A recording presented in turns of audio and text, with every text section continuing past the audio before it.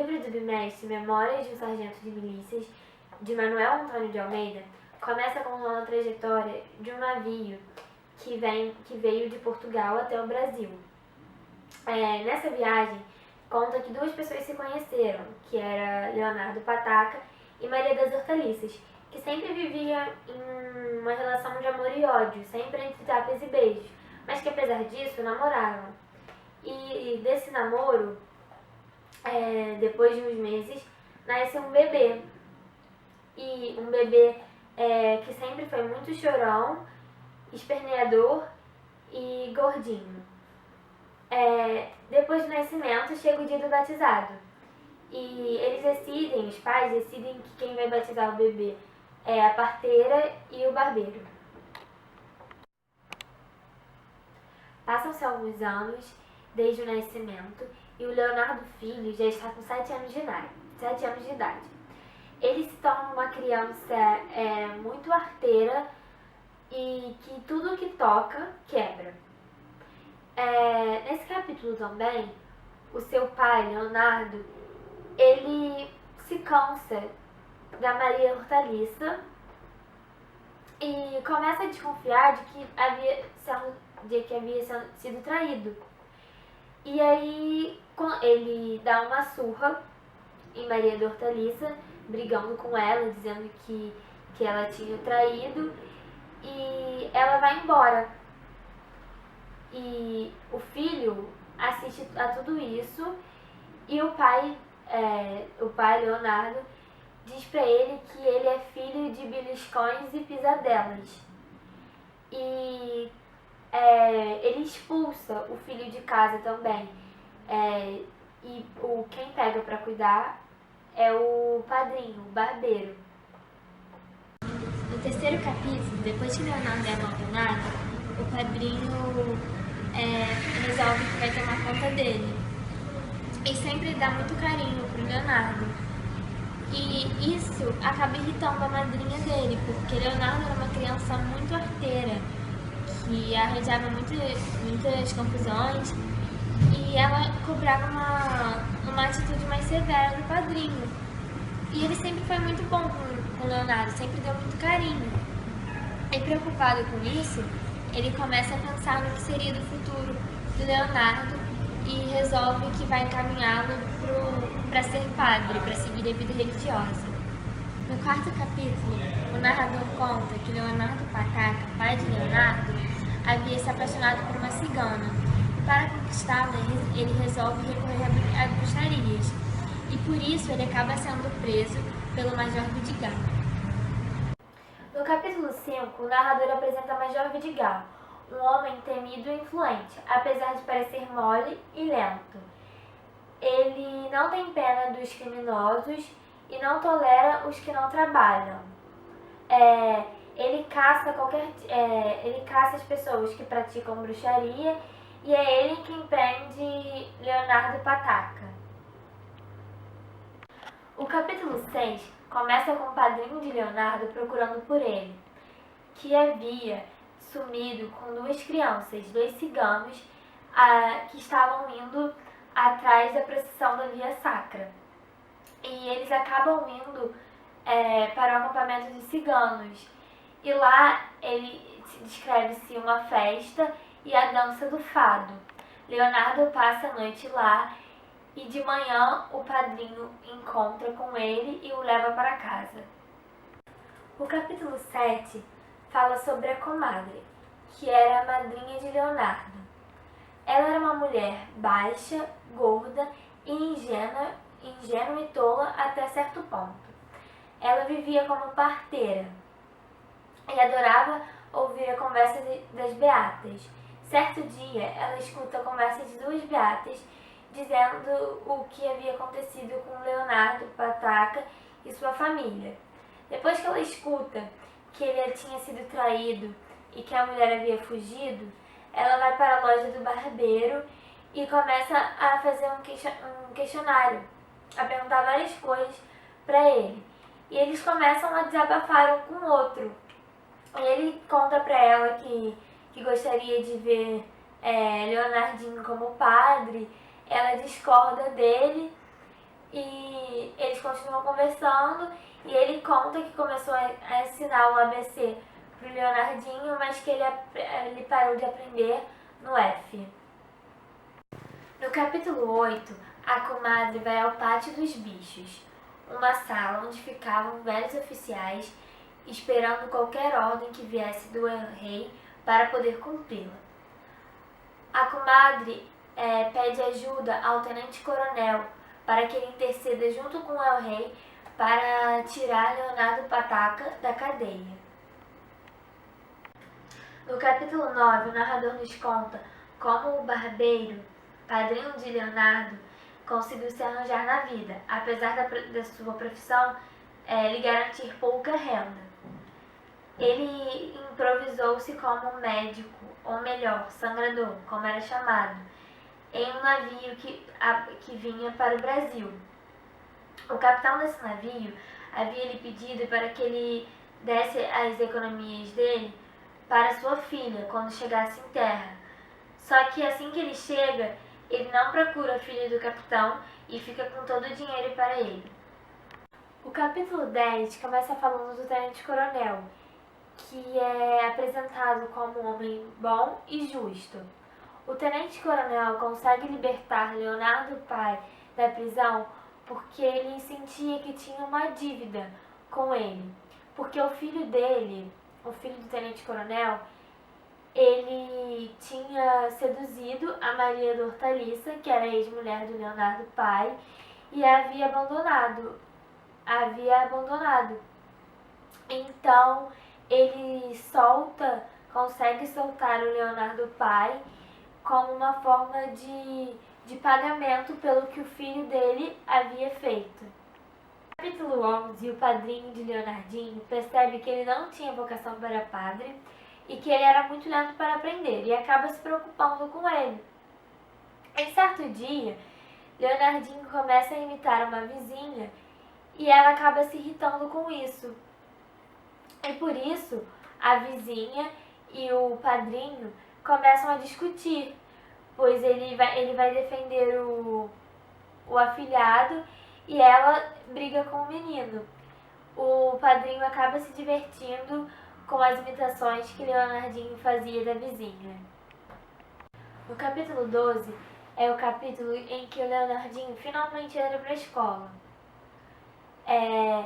Nesse capítulo também, o narrador faz uma referência às escolas da época, que utilizavam muito a palmatória. E pelo fato de Leonardinho ser uma criança muito levada, ele levava muita palmada. E isso fazia com que ele fugisse bastante da escola. E depois de muitas vezes fugindo da escola, por não gostar, por não levar a sério, por ser uma criança muito levada, ele acaba abandonando os estudos. Capítulo 13. Depois de muito trabalho e, sobretudo, muita paciência, o compadre conseguiu colocar o menino na escola. Um dia, a caminho da escola, o menino fugiu para a igreja da Sé, onde conheceu um coroinha que fazia trapaços com ele. Um dia, ele pediu para o seu padrinho para fazer sacristão. O seu padrinho ficou feliz e aceitou, pois ele poderia se formar padre. No capítulo 14, aparece o padre mestre cerimônia, que, apesar de muito rigoroso, mantém relação com a cigana. No dia da festa da igreja de Sé, o mestre cerimônias se prepara orgulhoso para dar o seu sermão. E o menino Leonardo fica responsável para informar a hora, que era 10 horas. Só que ele informa às 9 e o mestre chega atrasado. O resultado disso tudo foi que o sacristão foi demitido. Capítulo 15. Leonardo, sabendo que o mestre de cerimônia é que tinha lhe tirado a cigana e iria à festa dela, contrata Chico Juca para criar uma confusão na festa e avisa antecipadamente o Major Vidigal, que prende todos, inclusive o padre. No capítulo 16, com toda a confusão, com todo o vexame, o mestre de cerimônia foi obrigado a deixar a cigana, que volta para o Leonardo. Capítulo 18. Leonardo, com o passar do tempo, não se endireita, começa a vadiar não fazendo nada. Ele acompanha a comadre à visita da Dona Maria, onde que se interessa pela sobrinha dela. Capítulo 19. No caminho, o rapaz e seu padrinho cruzam com uma folia, que era um costume antigo, que praticado até uma semana antes do domingo do Espírito Santo. Ao chegar na casa da Dona Maria, eles encontram sua sobrinha vestida e com cabelos de modos diferentes. E no final da sua visita, eles combinam de o fogo junto, ver o fogo junto, que pra gente são fogos. Capítulo 20. Animado mais ainda, Leonardo se prepara para ir ao campo para ver Luizinha. Chegando na casa da Dona Maria, eles vão ao campo, já cheio de pessoas. E Luizinha fica surpresa que tinha muita gente e ela não saía muito de casa. Voltando para casa, os dois voltam de mão dadas, e na despedida é muito triste, mas o compadre logo promete voltar. Capítulo 21. No próximo encontro, Luizinha se fecha novamente, para o desespero de Leonardo, que é amado. E um dia, ele indo para casa da Ana Maria, encontrou José Manuel, que ele não gostou nem um pouco disso, pois sentiu interesse de José Manuel e Luizinha. Capítulo 23. Leonardo não via José Manuel como a única barreira entre ele e Luizinha, e entre outras, e principalmente a diferença entre ambos. Então ele resolveu se declarar diretamente para Luizinha. E ele falou: eu lhe quero muito bem. Luizinha, quando escutou essas palavras, olhou para a cara dele e saiu andando. Ele achou que isso tinha sido uma coisa negativa, só que não foi. Capítulo 24. Chiquinha, que é sobrinha da comadre, que casara com Leonardo, engravidou. E nasce uma menina que Leonardo fica apaixonado, porque ela é calma, essas coisas, totalmente diferentes do filho que ele não teve. No capítulo 25, a comadre se junta com o compadre e o sobrinho para armar contra José Manuel. Eles inventam para Dona Maria que José Manuel que tinha raptado a moça na frente da igreja. No capítulo 26, após ter sido incriminado injustamente, José Manuel começa a procurar quem haviam sido os autores daquela intriga, daquele boato. No capítulo 27, o autor fala sobre os mestres da reza, que eram geralmente cegos, que ensinavam às crianças as primeiras rezas e o catecismo. E foi esse mestre da reza que se propõe a ajudar José Manuel a descobrir quem era o autor da intriga. No capítulo 28, o compadre morre e deixa toda a sua herança pro Leonardo. Aí acontece o enterro e Leonardo volta para casa do pai. E não se entende com sua madrasta, Chiquinha. Após a morte do compadre, a comadre passa a assumir suas responsabilidades. No capítulo 29, Leonardo, após voltar à casa de Luizinha, sem tê-la visto, chega em casa e briga com Chiquinha, sua madrasta. O pai de Leonardo, ao tentar intervir na briga, acaba brigando com Leonardo e Leonardo foge de casa. A comadre briga com o pai e a madrasta de Leonardo e sai à procura de Leonardo. Enquanto isso, os vizinhos ficam comentando sobre o que tinha acontecido. No capítulo 30, Leonardo, ao fugir de casa, encontra com um antigo amigo seu, Sacristão da Sé. E ele estava junto com as moças e os rapazes em um piquenique. E ele se apaixona por uma dessas moças, Vidinha. Depois o autor começa a descrever Vidinha. Fala que era uma mulata muito bonita e sedutora, de cintura fina, de altura média, tinha lábios grossos e tinha idade entre 18 e 20 anos. No capítulo 31, o autor descreve a nova família que acolheu Leonardo. E ela era composta de duas viúvas, que eram muito parecidas e gordinhas. E cada viúva, uma tinha 3 filhos homens e a outra tinha 3 filhas mulheres. E aí os filhos, tanto os homens quanto as mulheres, tinham a partir de 20 anos. E Vidinha era uma dessas moças, uma dessas mulheres. No capítulo 32, a comadre procura Leonardo em todo lugar e não encontra. Aí ela vai para casa de Dona Maria e, chegando lá, Dona Maria logo a repreende, falando que ela tinha cometido um grande, e antes que ela terminasse de falar, a comadre logo percebe que o mestre da reza já devia ter desvendado tudo e pede desculpa se desculpa com Dona Maria. É nesse mesmo capítulo que que José Manuel demonstra interesse por Luizinha. Capítulo 33, Leonardo virá um agregado da nova família. E dois desses rapazes que pertenciam a essa família, eles eram pretendentes da Vidinha. E eles começam a brigar porque Leonardo estava gostando de Vidinha. Só que Vidinha e as duas viúvas estavam a favor de Leonardo. Vidinha gostava de Leonardo também. E aí ocorrem várias confusões e Leonardo tenta sair de casa, mas as velhas viúvas não deixam ele sair.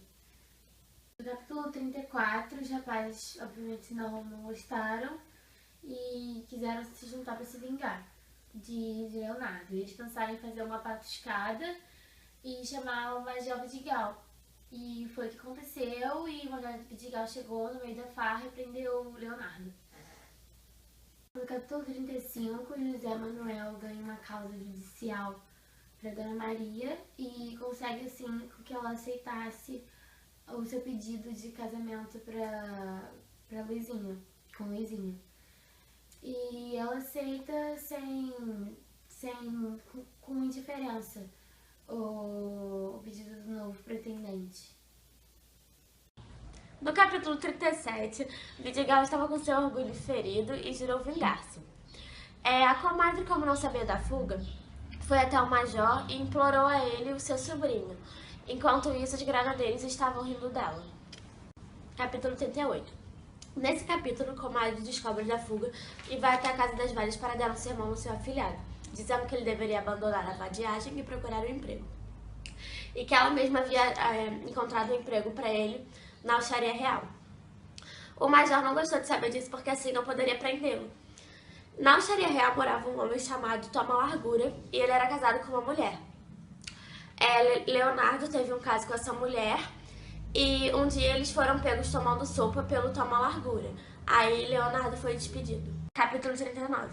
Nesse capítulo, Vidinha descobre que Leonardo teve um caso e vai tirar satisfações com a mulher e com o Toma Largura, depois de gritar, chorar e ameaçar. Leonardo vai atrás dela e encontra no caminho o Major, que o prende. Capítulo 40. Vidinha começou a xingar o Toma Largura e sua mulher, e os dois ficaram sem reação. Assim ela ficou desconcertada, pegou suas coisas e saiu.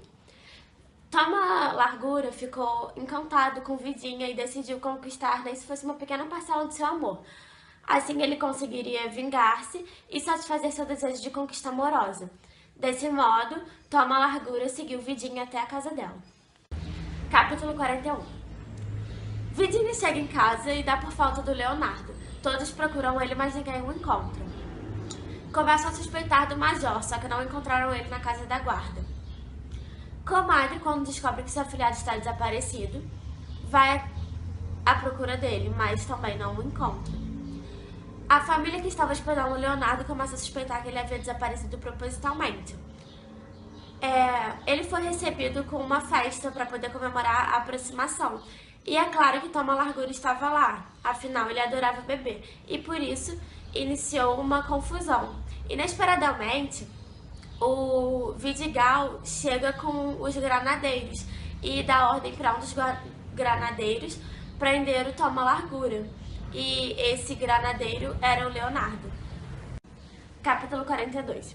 Depois de preso, Toma Largura foi abandonado na calçada porque ele estava muito bêbado e não tinha condições de andar. Leandro havia se tornado um granadeiro. Depois que ele foi preso, ele foi escondido por Vidigal e foi levado até a praça do Regimento Novo. O major requisitou para fazer parte da tarefa policial. Ele mostrou bom serviço, mas ele ridicularizou o Vidigal na frente de todos, demonstrando o Vidigal como um defunto. Capítulo 43. Major decide prender Teotônio, que é um grande animador de festas, porque na festa do filho do Leonardo, o Teotônio estava fazendo mímicas e caretas para divertir o público, zombando o Major. Aí, quando o Major viu isso, ele deu ordens ao Leonardo para ele prender o Teotônio. Quando Leonardo chegou na casa do Teotônio, ele foi muito bem recebido e logo informou qual era a sua missão. E Teotônio e Leonardo fizeram um plano para ganhar o Major. Capítulo 44. Leonardo foi visto pelo Major cumprimentando um amigo indiscreto. O Major logo o prendeu. Enquanto isso, José Manuel estava voltando da sua lua de mel com Luizinho e estava demonstrando que não era uma grande coisa. Isso fez com que Dona Maria se aliasse à comadre para poder soltar o Leonardo. Capítulo 45.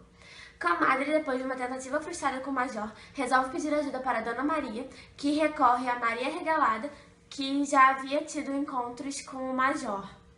Maria Regalada era chamada assim porque ela era muito alegre, ria de tudo e morava em Prainha. Capítulo 46. As três vão até o Major e pedem para ele soltar o Leonardo, mas ele se mostra inflexível. As três estavam chorando muito, então o Major começa a chorar também. Depois ele se recompôs e ficou durão novamente. Aí Maria Regalada cochichou alguma coisa no ouvido dele e ele decidiu não só soltar Leonardo, como alguma coisa a mais. Capítulo 47. João Manuel teve apoplexia e morreu. Leonardo, depois que foi solto, foi para a noitada e a primeira coisa que ele fez foi procurar por Luizinha. Ele havia sido promovido a sargento. O seu ressentimento por Luizinha era recíproco. Capítulo 48. Depois do luto, Leonardo e Luizinha voltam a namorar e pensam em se casar, mas há um obstáculo. Leonardo é soldado e o soldado não pode se casar. Eles levam um problema ao Major, que é causado com Maria Regalada. Por influência da mulher, o Major dá um jeito e rebaixa o Leonardo para sargento de milícias. Eles se casam e assim segue com a morte de Dona Maria e do Leonardo Pataca. E ocorrem várias outras coisas tristes. Dom Casmurro, de Machado de Assis, é narrado por Bentinho, personagem principal, que conta a sua história a partir do seu ponto de vista. Desde pequeno, Bentinho era apaixonado por Capitu, a quem descrevia como olhos de cigana, oblíqua e dissimulada, e era correspondido. Na sua adolescência, devido a uma promessa que sua mãe, Dona Glória, tinha feito, Bentinho foi para o seminário e lá conheceu Escobar, e quando volta, reata seu namoro com Capitu. Os dois se casam e têm um filho chamado Ezequiel. Bentinho acha seu filho muito parecido com Escobar e desconfia que Capitu tenha o traído. Com essa dúvida em sua cabeça, Bentinho se torna uma pessoa amarga e manda Capitu e seu filho para longe. Semelhanças. Nos dois livros, o adultério é abordado. No Memórias do Sargento de Milícia, o pai de Leonardo descobre que sua mãe estava o traindo. Em Dom Casmurro, apesar de não se saber a verdade, Capitu supostamente trai Bentinho. Outra semelhança é que os protagonistas são encaminhados para o caminho da religiosidade, mas eles acabam não seguindo esse lado. Diferenças. Dom Casmurro é narrado em primeira pessoa pelo personagem principal Bentinho. Memórias do Sargento de Milícia é narrado em terceira pessoa e é narrador observador. Outra diferença é que Memórias do Sargento de Milícia pertence ao romantismo e Dom Casmurro pertence ao realismo. Memórias do Sargento de Milícia é considerado um romance transitório, pois foi o último romance do romantismo, que já estava dando lugar ao realismo. Então o livro possui algumas características realistas, mas pertence ao romantismo. A história Mulato fala sobre Raimundo, um menino órfão de um pai comerciante e filho de uma ex-escrava. Logo criança, ele vai morar em Lisboa. Lá ele estuda e depois de um tempo volta para São Luís e fica morando com um tio. Nisso ele desperta o amor da sua prima, Ana Rosa, que é um amor correspondido, só que ao mesmo tempo proibido, porque o pai de Ana Rosa não quer que Ana Rosa se case com Raimundo. A avó de Ana Rosa é uma senhora totalmente preconceituosa e o seu pretendente de Ana Rosa, o cônego Diogo, não faz de tudo para que eles não se casem. Nisso, Raimundo e Ana Rosa planejam uma fuga, onde quando eles estão para fugir, o cônego Diogo mata Raimundo. E com isso, Ana Rosa acaba se casando com o Cônego Diogo e o pai dela fica muito feliz. As semelhanças existentes entre as obras O Mulato e Memórias do Sargento de Milícias são os temas desenvolvidos em relação à diferença social. As duas são narradas em terceira pessoa e o narrador é onisciente. O principal foco das duas obras é falar sobre a diferença entre as classes sociais. A diferença é que na obra romântica Memórias de um Sargento de Milícia mostra a capacidade do homem de determinar seu destino, e na obra naturalista O Mulato mostra que o homem já tem um destino a seguir. Ateneu, que era o nome do colégio interno onde Sérgio estudava desde quando tinha 11 anos. Sérgio conhece alguns amigos que são interesseiros e começa quando os mais velhos protegem os mais fracos para favores sexuais, em troca de favores sexuais. Mas ele não gostava desse tipo de coisa. Ao longo da história faz amigos melhores, como Egbert. Mas se apaixona por Emma, esposa do diretor. No fim do ano, estava doente, então ficou na escola onde ocorreu o incêndio. Semelhanças. Os dois foram publicados em folhetim, que é uma característica romântica. Tem descrição de personagem em espaço, não tem idealização dos personagens e tem desvalorização da construção do homem. Diferenças. Em Um Ateneu, critica o ensino e o texto está em primeira pessoa. Memórias de Sargento de Milícias critica a elite e o texto está em terceira pessoa. No Ateneu, o narrador é protagonista e o tempo é psicológico. Em Memória de Sargento de Milícias, o narrador é observador e o tempo cronológico. No Ateneu, o final é triste. Já em Memória de Sargento de Milícias, o final é feliz. E o Ateneu é a primeira vez que fala sobre homossexualidade. Vou falar sobre o livro A Carne, de Júlio Ribeiro. A Carne foi publicado em 1888, é um romance naturalista e ele foi ignorado pela literatura da época. A Carne conta a história de uma moça chamada Lenita. Sua mãe faleceu no parto e seu pai a educou com uma educação fora do comum. A menina era muito inteligente e cheia de vida. Aos 22 anos, após a morte de seu pai, ela decide ir morar no interior de São Paulo, na fazenda do Coronel Barbosa, velho que tinha criado seu pai. Lá conhece Manuel Barbosa, homem maduro e bem estudado, que vivia trancado no seu quarto com seus livros. De tempo em tempo ele fazia longas viagens. Manuel havia morado durante 10 anos na Europa, onde se casou com uma francesa. Quando ele conhece Lenita, já havia bastante tempo que ele tinha se separado da francesa. Eles, com o passar do tempo, criam uma amizade muito forte e depois vão revelando uma paixão.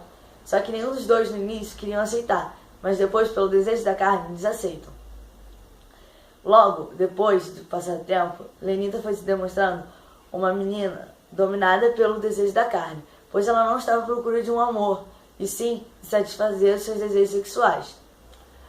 A obra tem um desfecho trágico, pois Lenita encontra cartas de outras mulheres que Manuel havia guardado. Então ela se sente abandonada e traída. Ela decide partir, de abandonar ele, mesmo estando grávida de 3 meses. Com isso, Manuel se sente muito traído, fica inconformado e se suicida. Com isso, o autor ele quer contradizer o desejo da carne e o desejo da mente. As semelhanças entre Memórias de Sargento de Milícias e o livro A Carne. Os dois são narrados em terceira pessoa e possuem narradores oniscientes, ou seja, o narrador sabe tudo do personagem, o que ele pensa e o que ele sente. Nos dois livros ocorre uma traição. No Memórias de um Sargento de Milícias, Leonardo Pataca é traído por sua esposa. E no livro A Carne, Lenita trai Manuel Barbosa.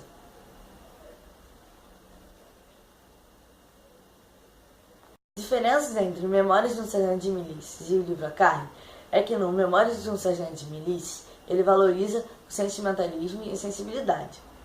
Já no livro A Carne, trata do comportamento humano sendo agido por seus instintos e seus desejos, podendo até ser comparado com um animal.